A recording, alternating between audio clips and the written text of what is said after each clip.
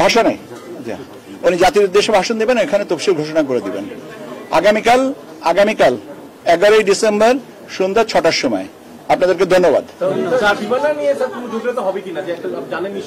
আমরা সীমানা নিয়ে যে একটা খবর পেয়েছি, আমরা অ্যাডভোকেট অন রেকর্ড অথবা শর্ট কি বলে অর্ডার পাওয়ার পরে এ বিষয়ে কমিশন সিদ্ধান্ত নেবে।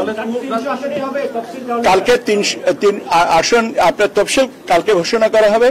এখন পর্যন্ত সিদ্ধান্ত হচ্ছে 300 আসনে, কারণ আমরা এখনো পর্যন্ত তো কোর্টের কোনো অর্ডার পাইনি। অর্ডার পাওয়ার পরে যদি সংশোধন লাগে সেটা সেভাবে করা যাবে। হ্যাঁ,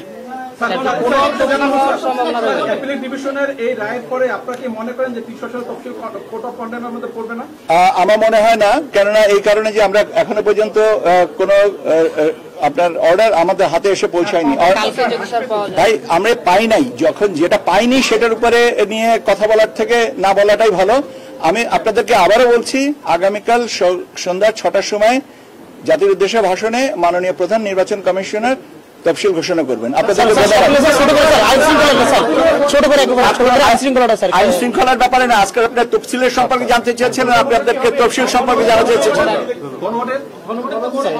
একই তো। ওকে, ধন্যবাদ। যার ফোন নেন, আমি আগে চলে আসেন। একজনের ফোন অন্যজন নিয়ে না, এটা কি আর